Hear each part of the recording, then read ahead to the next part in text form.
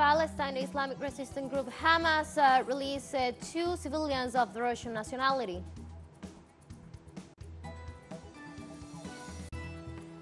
Argentinian Congress announced far-right Javier Milei as the country's president on Wednesday in a formality held before the Hamas takes office on December the 10th.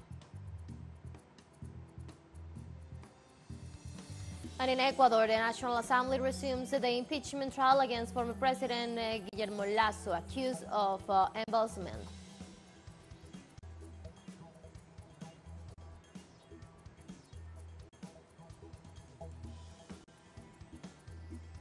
Hello, welcome to From the South. I'm Ana Marrero from the teleSUR headquarters in Caracas, Venezuela. We'll be with the news. Stay with us.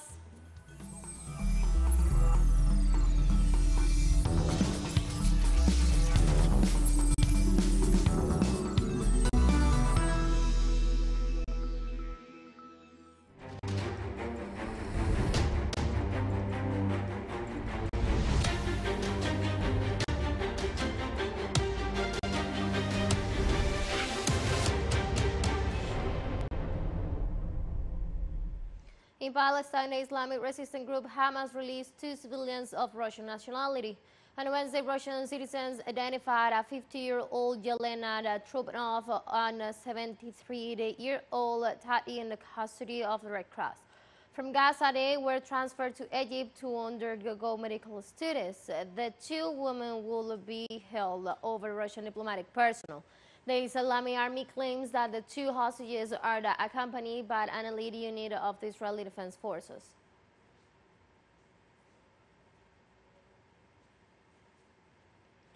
The displaced Palestinians in the Gaza Strip moved towards to the north to return to their homes and find out the conditions in which they left after more than a month and a half of Israeli side.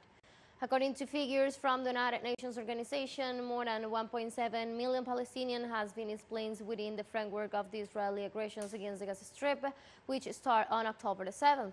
Local media reports that the ongoing bombing of Tel Aviv is causing citizens to flee in northern Gaza. Sources assured that citizens took advantage of truth agreed between Israel and Hamas to return to their homes and see where they could recover among the rubble.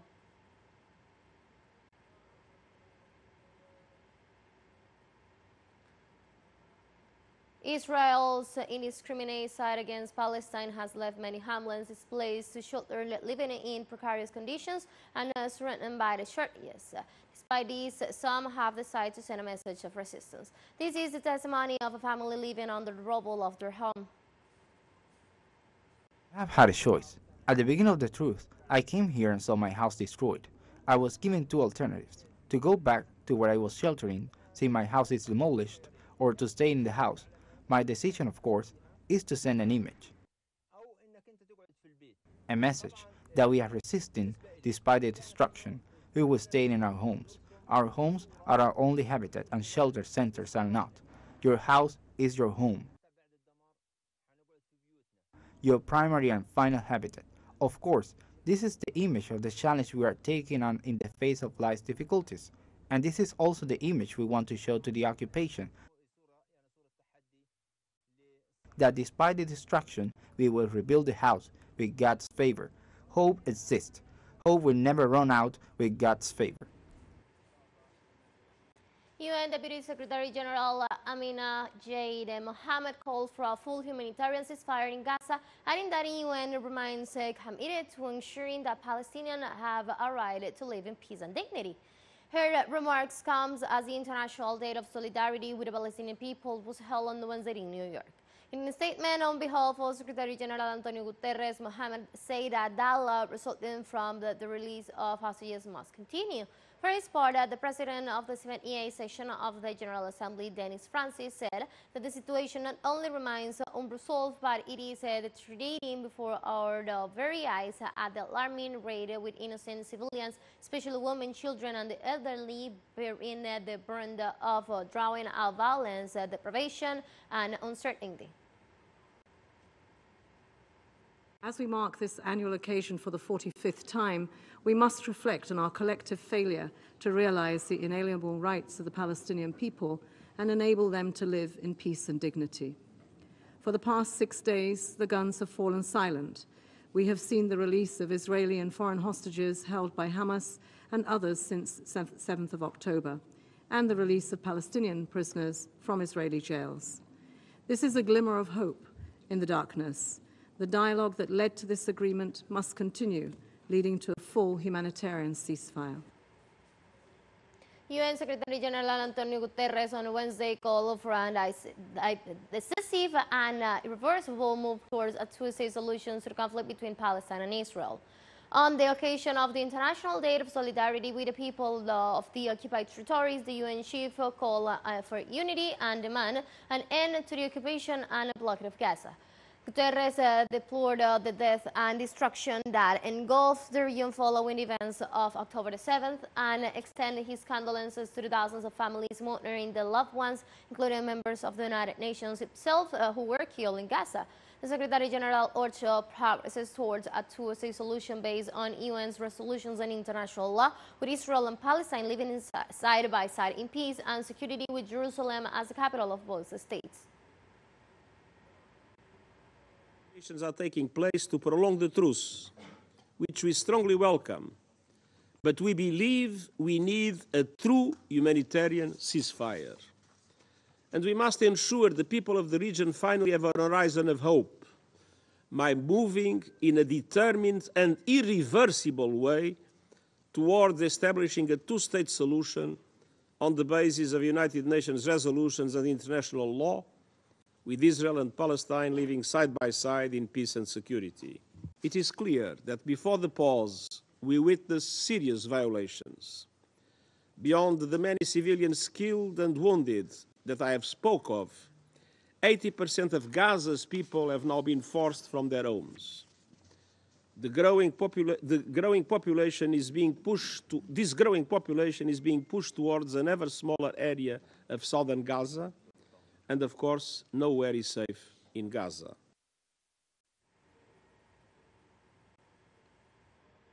In Pakistan, hundreds rally in Karachi on Wednesday to express solidarity with Palestinian people amid the latest Israeli aggressions. The demonstrators holding banners and pancards with a slogan in favor of the Palestinians in Gaza and against Israeli attacks chant from the river to the sea, Palestine will be free. Participants denounce Israel's genocidal campaign in Gaza and demand an end to it.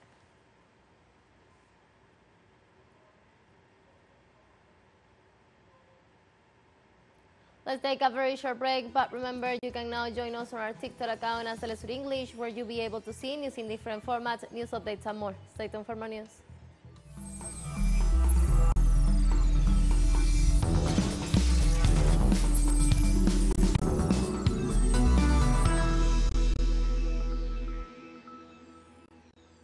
Welcome back to From the South. Argentina's Congress announced far-right Javier Milei as the country's president on Wednesday in a formality held before the economist's state office on December 10th. In a session chaired by the outgoing Vice President Cristina Fernández de Kirchner, deputies and senators complied with what was established by the Argentine Constitution after Milei's victory in the November 10th runoff election. According to the official results reported by the Legislative Commission during the Assembly, Milei and his Vice President-elect Victoria Villarruel from Liberty Advance obtained 14.54 million votes, so 55.65% against the ruling Peronist party led by the Minister of Economy, Sergio Massa, with 44.35% of the total.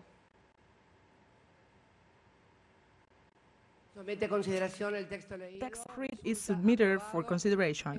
It is approved. Consequently, the citizen Javier Eduardo Milei is proclaimed President of the Argentine Republic for the period from December 10th, 2023 to December 10th, 2027, and also proclaimed Vice President is the citizen Victoria Villarruel for the same period. The pertinent communications will be made now. On the same day before being announced as President of Argentina by the National Congress, Javier Milei appointed Luis Caputo as Minister of Economy. Caputo headed the financial portfolio during the government of conservative Mauricio Macri, to whom he is very close, and his arrival in Milei's administration is seen as a sign of the former president's influence over the new government after the ex publicity gave his support to Milei. The president-elect also added on Wednesday that Caputo is in the United States to meet with officials of the International Monetary Fund, which Argentina is trying to renegotiate the term of payment of the debt of about $45 billion contracted in 2018.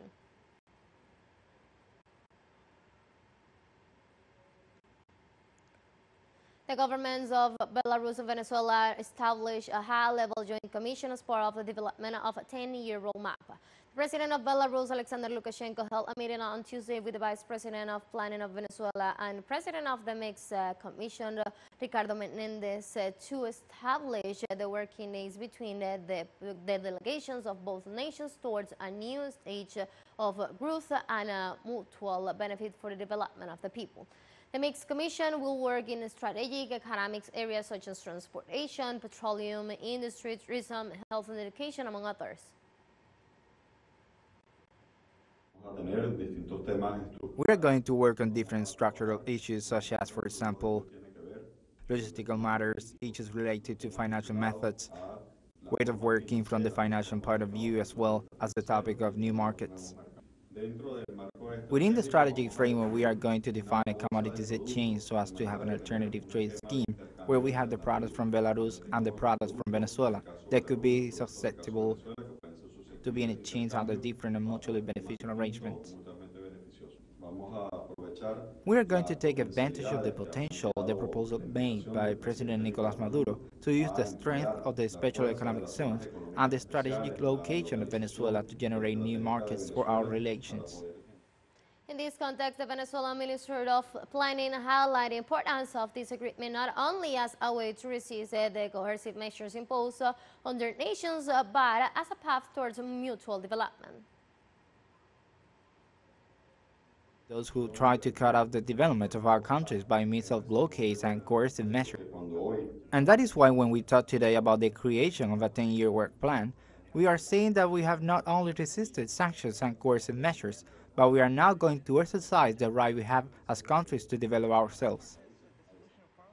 In Ecuador, the National Assembly will resume this Wednesday the impeachment trial against former President Guillermo Lasso, accused of embezzlement. The impeachment trial against Lasso was suspended last May after the former president decreed a cross-data mechanism with which he dissolved the legislative and called for early elections. At the time, the debate and the vote that will take place 5 days later was still pending. This Wednesday, the judicial process will resume from that point in the statements of that session.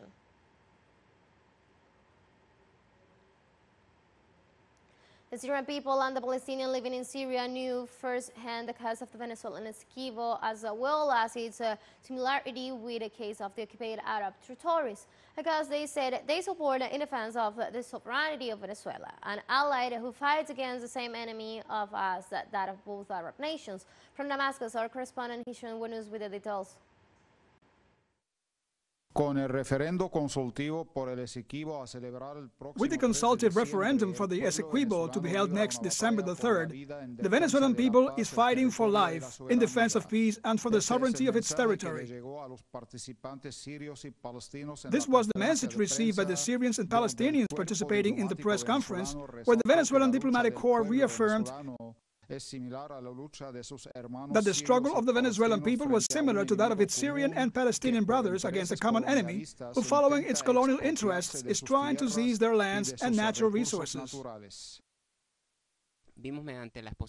What we saw in this conference is the big similarity between the Venezuelan cause and ours, above all between Balfour's British promise and the British role in the case of the Essequibo. So as peoples, we have a common enemy and endure the same hardships, and so it is totally illogical to separate our national struggles, and so it is imperative to fight together in defense of our causes.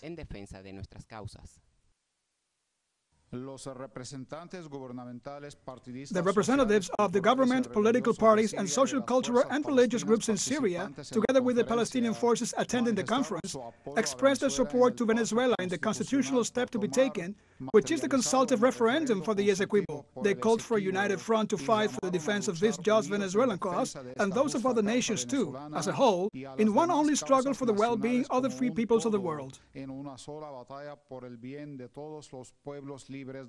Today is the International Day of Solidarity with the Palestinian people, and Venezuela always expressed its support with our people. And we today ratify our solidarity with the people of Venezuela in its struggle in defense of its sovereignty. We reiterate that we are at its side in the fight against the hegemonic powers that want to impose their rule to the world, and we must face those powers with unity as one solid bloc. We can act separately in defense of our causes and our rights. It is imperative to be united, to be allied, to cooperate with all people that defend their just national causes, which we consider ours also, in order to frustrate the plans of the colonialists, of the hegemonic powers. And today, after what happened in Gaza, the conditions are ripe of our union. Next December the 3rd, a new dawn will rise for Venezuela and its allies and friends around the world. The victory of the Venezuelan people in its struggle for the defense of its land and sovereignty will also be a victory for the rest of the peoples that always counted on the support by that South American nation in their fight to recover their stolen lands and usurped rights. Hisham Wannous, teleSUR, Damascus, Syria. Let's take our last break, but before we invite you to join us on our website community for our English-speaking audience. You can scan the QR code on the screen to join directly and share the link to reach more people. Constant news coverage of Latin America and the Caribbean as well as the rest of the world. Stay connected and informed with teleSUR. One financial break, don't go away.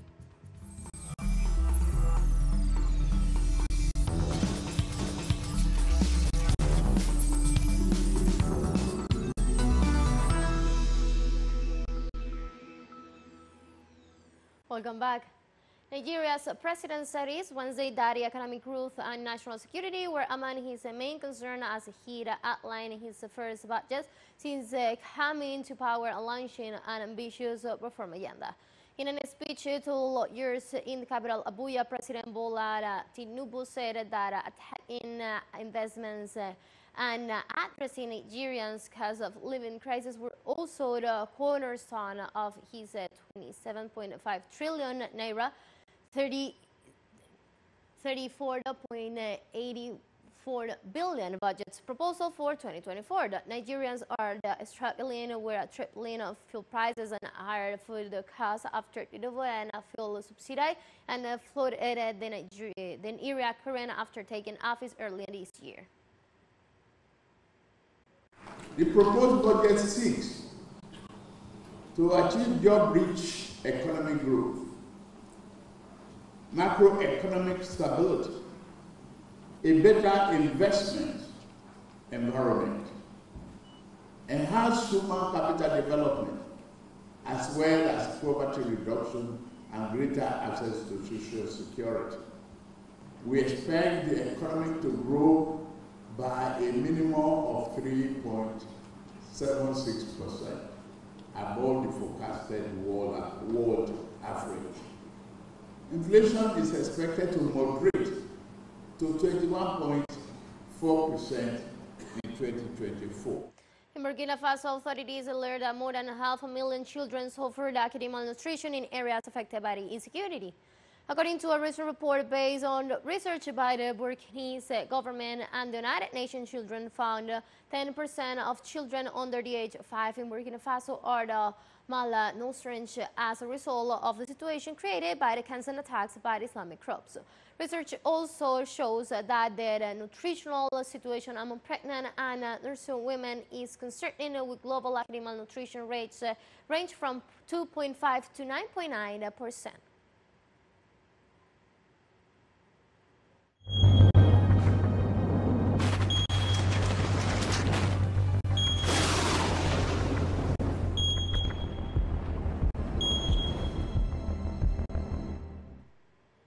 In Kenya, the death toll rose to 120 due to floods led by the heavy rainfall since October.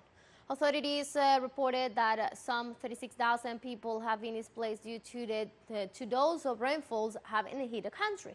They set up temporary camps to assist the affected citizens. In this context, officials continue their search and rescue actions. In the meantime, they urge the population to keep up their corresponding security measures.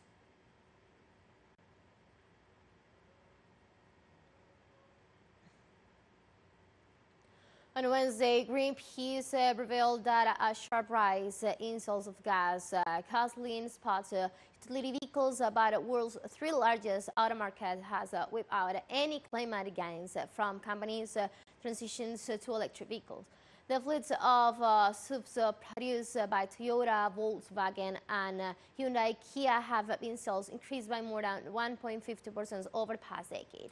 Companies are therefore moving in the opposite directions of global efforts to curb CO2 emissions, Greenpeace report.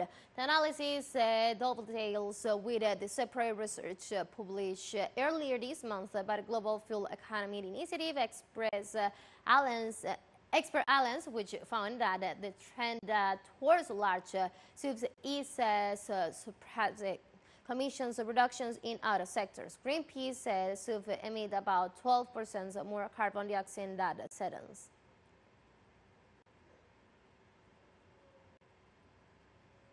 We have come to the end of this news brief, but before saying goodbye, we want to thank our Caribbean audience, especially the audience of Trinidad and Tobago. We are pleased to share our newscast and contribute to provide an alternative news sources to the latest world events. You can find these and many other stories on our website at telesurenglish.net, and also join us on our socials from Facebook, on X, and on Instagram as well. For teleSUR English, I'm from the South, I'm Ana Marrero. Thank you for watching.